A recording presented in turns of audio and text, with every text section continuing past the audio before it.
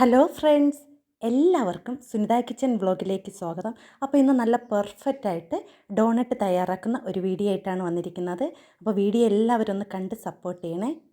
ഇത് തയ്യാറാക്കാൻ വേണ്ടി ആദ്യം ഞാൻ ഇവിടെ ഒരു ബൗൾ എടുത്തിട്ടുണ്ട്. അതിലേക്ക് 1 കപ്പ് അളവിൽ പാലെടുക്കാം. അപ്പോൾ ചെറു ചൂട് പാൽ വേണം എടുക്കാൻ. അധികം ചൂട് കൂടി പോകാൻ പാടില്ല, ചെറു ചൂട് മാത്രമേ പാടുള്ളൂ. ഇനി ഇതിലേക്ക് ഞാൻ ഇവിടെ 3 സ്പൂൺ അളവിൽ പഞ്ചസാര, വലിയ സ്പൂൺ അളവിൽ പഞ്ചസാര ചേർത്ത് കൊടുത്തിട്ടുണ്ട്. അടുത്ത് ഞാൻ ഇതിലേക്ക് 1 സ്പൂൺ അളവിൽ ഈസ്റ്റ് ചേർത്തിട്ടുണ്ട്. നമ്മൾ ഇൻസ്റ്റൻറ്റ് ഈസ്റ്റാണ് ചേർത്ത് കൊടുക്കുന്നത്. അതും കൂടി ചേർത്ത് നല്ലതുപോലെ ഒന്ന് മിക്സ് ചെയ്ത് യോജിപ്പിച്ച ശേഷം ഒരു 15 മിനിറ്റ് ഒന്ന് മാറ്റി വയ്ക്കാം. ഇനി ഒരു ബൗൾ എടുക്കാം. അതിലേക്ക് ഞാൻ ഇവിടെ 2.5 കപ്പ് മൈദാ മാവാണ് എടുത്തിരിക്കുന്നത്.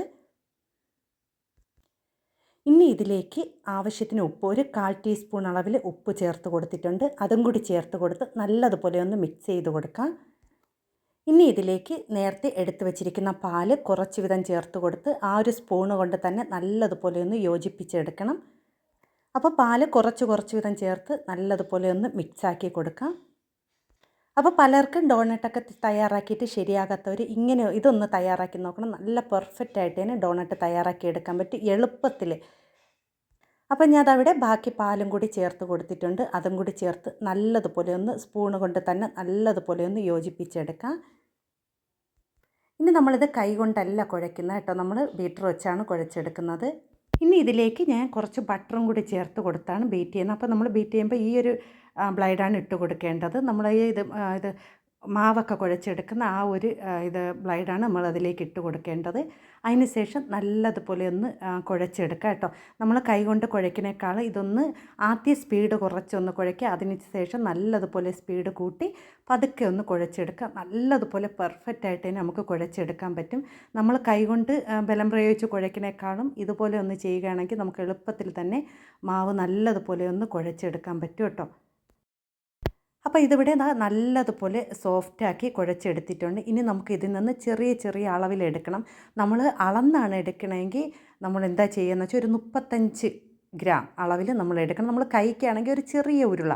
അതിനുശേഷം ഇതുപോലത്തെ കപ്പുകൾ കാണുമല്ലോ, നമുക്ക് മെഷർമെൻറ്റ് പോലത്തെ കപ്പുകൾ, അതിലേക്ക് നമ്മൾ ഇതുപോലെ ഒന്ന് മാവിലൊന്ന് മുക്കിയ ശേഷം ഇതിൽ വെച്ച് കൊടുക്കുക. അതിനുശേഷം വേറൊരു കപ്പ് ഉപയോഗിച്ച് ഇതുപോലെ പതുക്കെ ഒന്ന് പ്രസ് ചെയ്ത് കൊടുക്കുകയാണെങ്കിൽ നല്ലതുപോലെ പെർഫെക്റ്റായിട്ട് തന്നെ നമുക്ക് ആ ഒരു അളവിൽ കിട്ടും കേട്ടോ. വേറെ ഒന്നും ചെയ്യേണ്ട, നമുക്ക് അധികം പാടൊന്നുമില്ല. കണ്ടോ, ഇനി നമ്മൾ മാവ് തൂറ്റി കൊടുത്തിരിക്കുന്ന ഒരു പാത്രത്തിൻ്റെ മുകളിൽ കണ്ടോ, ഒരു ബട്ടർ പേപ്പറിൽ കുറച്ച് മാവ് തൂറ്റി കൊടുത്തിട്ടുണ്ട്.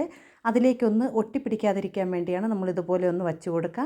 ഇനി നമ്മൾ ഇതുപോലത്തെ നോസിൽ കാണുമല്ലോ, നമ്മൾ കേക്കിനൊക്കെ നമ്മൾ ഡെക്കറേഷൻ ചെയ്യുന്ന ആ ഒരു നോസിൽ, വലിയൊരു നോസിൽ എടുക്കുക. അതിനുശേഷം ഇതുപോലെ ഒന്ന് ഹോളിട്ട് കൊടുത്ത് നമുക്ക് മാറ്റാട്ട് നല്ല പെർഫെക്റ്റായിട്ട് തന്നെ നമുക്ക് ആ ഒരു റൗണ്ട് തയ്യാറാക്കി എടുക്കാൻ പറ്റും. ഇതുപോലെ തന്നെ ഞാൻ ഇവിടെ എല്ലാം ഒന്ന് തയ്യാറാക്കി എടുത്തിട്ടുണ്ട്. കണ്ടോ, ഇനി ഇതിനൊരു 15-20 മിനിറ്റ് വരെ ഒന്ന് മാറ്റി വയ്ക്കുക കേട്ടോ. അപ്പോൾ ഞാൻ ഇവിടെ രണ്ട് രീതിയിൽ ചെയ്തെടുക്കുന്നു. പാനിലും പൊരിച്ചെടുക്കുന്നുണ്ട്, അതുപോലെ തന്നെ നമ്മൾ ചീഞ്ചട്ടിയിൽ എണ്ണ ഒഴിച്ചും ഫ്രൈ ചെയ്തെടുക്കുന്നുണ്ട് കേട്ടോ.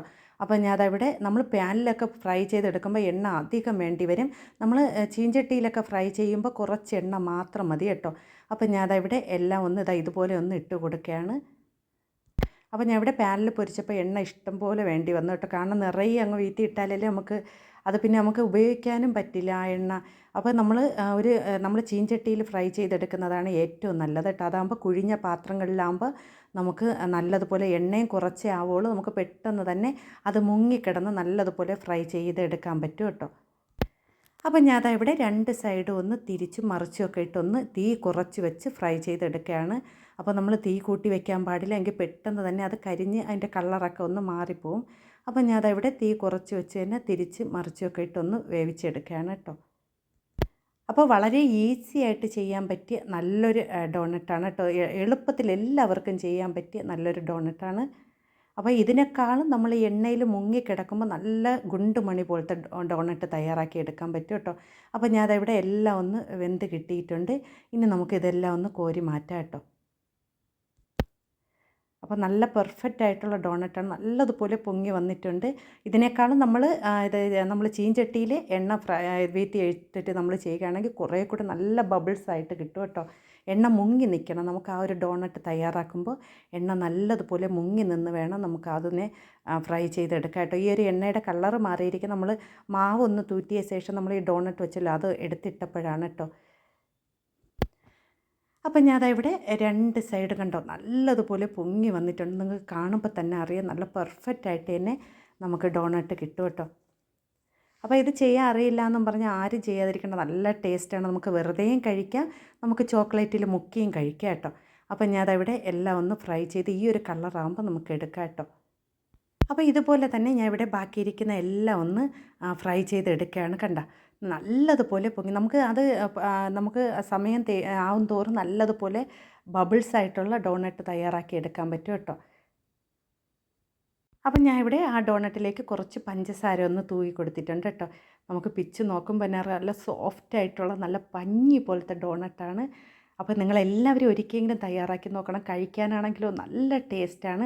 നമുക്ക് വെറുതെ കഴിക്കാം കേട്ടോ, പഞ്ചസാര ഒന്നും ചേർക്കാതെ തന്നെ നമുക്ക് കഴിക്കാം. നല്ല പഞ്ഞി പോലത്തെ ഡോണട്ടാണ്.